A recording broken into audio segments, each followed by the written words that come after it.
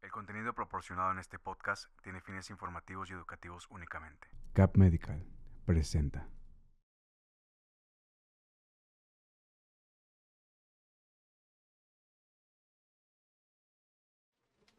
Hola, ¿qué tal? Muy buenas tardes. Bienvenidos una vez más a una consulta virtual junto a la doctora Magda Gamboa. ¿Cómo está, doctora? Hola, buenas tardes. Muy bien, Nayeli, ¿tú? Muy bien, me da mucho gusto estar una vez más aquí. Les recordamos que la doctora es especialista en reumatología y que pueden seguirnos a través de todas las redes sociales, Facebook, Instagram, YouTube, TikTok y también Spotify. Nos pueden encontrar como reuma.doctora.gamboa. ¿Verdad, doctora? Así es. Así es. ¿Cómo está, doctora? ¿Qué tal el viernes de hoy en tráfico? Hay bastante tráfico porque como es pues viernes y inicio de mes y todo, como que la gente anda muy acelerada. Sí, ¿verdad? Todos a la Así corre. andamos. Ajá. ¿Qué le parece si iniciamos con el tema, doctora, el día de hoy? Claro Vamos que a hablar sí. sobre espondilitis Anquilosante. anquilosante. Le estaba comentando a la doctora que se me complicaba un poquito pronunciar el tema. Pero en sí, ¿qué es? Ok, la espondilitis anquilosante es un tipo de artritis que se puede presentar en la población y es una enfermedad que es autoinmune, ¿sí? Y que se caracteriza por una inflamación articular principalmente en los huesos de la columna. Okay. A la columna cervical y la columna lumbar y las articulaciones sacroiliacas. Estas son las principales que se pueden ver afectadas. Sin embargo, también puede afectar otras articulaciones periféricas, como lo que sucede en la artritis reumatoide o en otro tipo de artritis. Okay. Pero principalmente se va a enfocar en una inflamación a nivel de la columna. Entonces, ahí es donde nosotros podemos ver la mayor parte de inflamación a este nivel. Y bueno, pues es una enfermedad que, como ya lo mencioné, es una enfermedad autoinmune, es una enfermedad que no se conoce realmente cuál es la causa. Sabemos que es multifactorial, sabemos que hay algunos genes que participan de forma importante para la aparición de este tipo de enfermedades reumatológicas que abarcan o que pueden inflamar la columna principalmente. Y bueno, pues estos genes se han estudiado, algunos genes en donde hemos visto una asociación directa con la aparición de esta enfermedad. Okay. Y bueno, pues también como en otras enfermedades autoinmunes, también podemos encontrar que hay algunos otros factores de riesgo. La característica es que afecta principalmente a los hombres entre los 20 y 30 años de edad, distinto a lo que sucede con otras enfermedades autoinmunes, ¿verdad? Entonces aquí sí, los hombres son los que tienen mayor probabilidad de desarrollar este tipo de enfermedades. Sabemos que hay algo que altera el funcionamiento correcto de nuestro sistema inmunológico y esto genera a la larga un proceso inflamatorio a nivel de las articulaciones, principalmente el eje central o la columna. Ok, y digo, es al momento de hablar y de referirnos hacia la columna, pues es donde está nuestra flexibilidad, nuestra movilidad en su mayor parte. Digo, hemos sabido que muchas veces al momento en que nos lastimamos la columna, incluso, por ejemplo, en este caso, bueno, mi mamá tiene una cirugía de columna por otras razones, sin embargo, está el riesgo de perder la movilidad, ¿no? Ahora, ¿cómo es que nos va a afectar o qué tipo de, bueno, para empezar, qué síntomas se generan para darnos cuenta que tenemos esta enfermedad? Ok. Los síntomas que normalmente se pueden presentar en una persona que está presentando o está desarrollando esta enfermedad son el dolor articular a nivel de la columna principalmente. Y nos llama muchísimo la atención que en un paciente joven que no tuvo ningún traumatismo, que no tuvo ninguna lesión a nivel de la columna, empieza a generar o a desarrollar dolor a nivel de la columna cervical, a nivel de la columna lumbar, sobre todo cuando está en reposo. Ah, ok. Y esto sucede en las artritis inflamatorias, que duele más cuando estamos en reposo y mejora con la actividad física. Entonces es una manera en la que nosotros podemos diferenciar de un dolor que es propiamente mecánico por alguna lesión, por algún traumatismo, por alguna lesión de algún mal movimiento.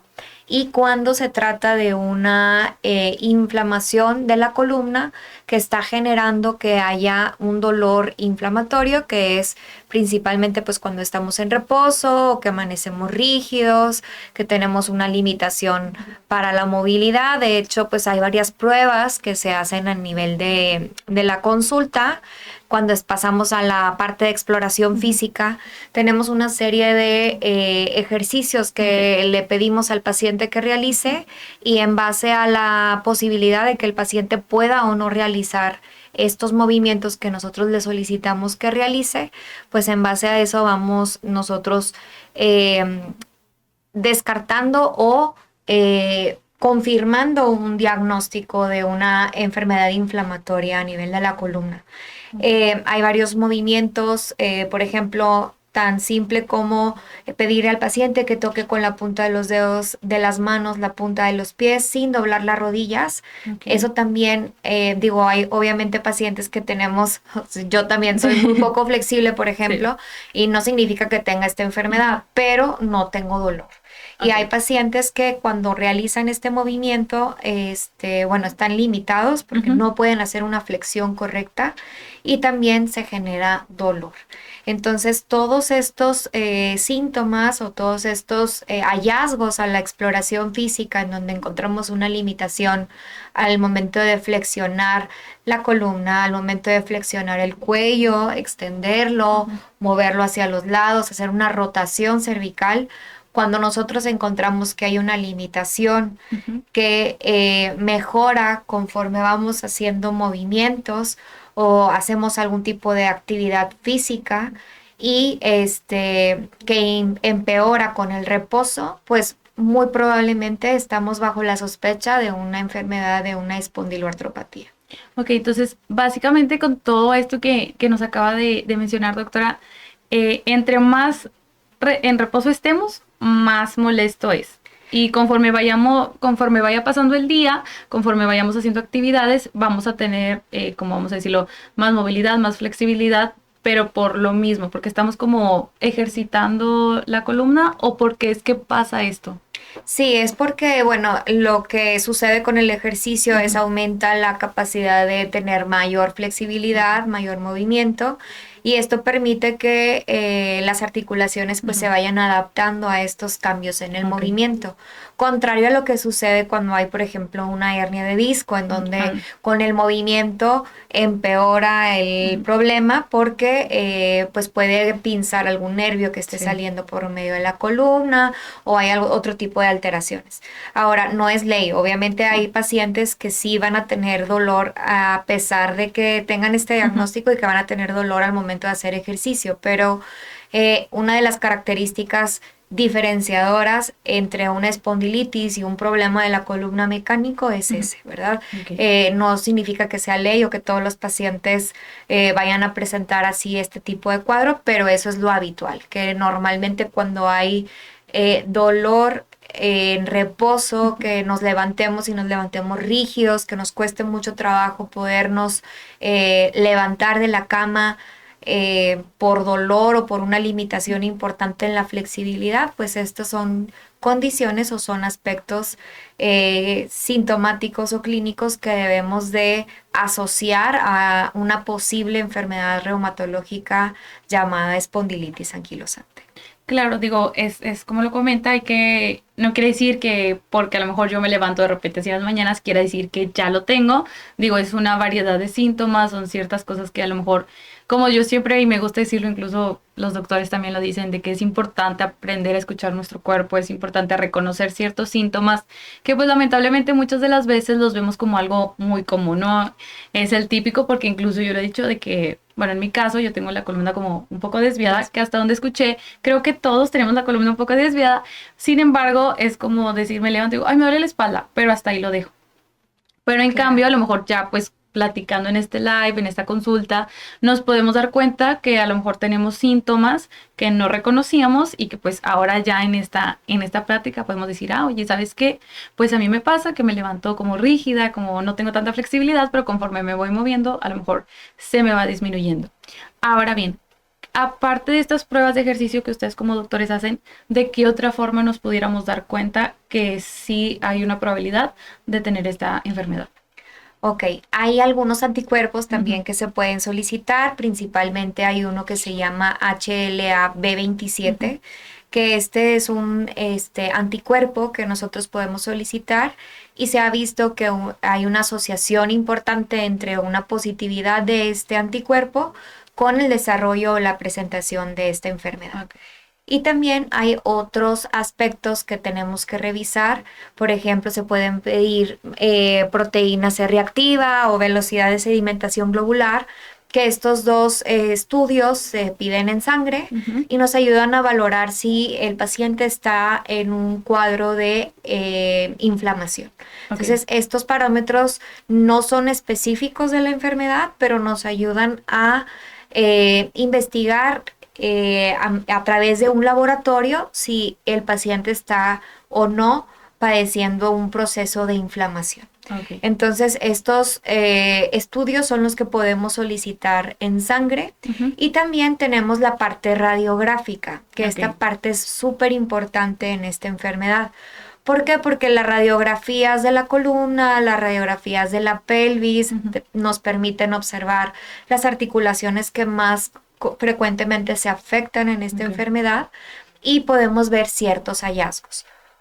Uno de los hallazgos más característicos en esta enfermedad es algo que se llama la columna de bambú. No sé si han visto los bambús que están como uno encima de otro, los cuadritos.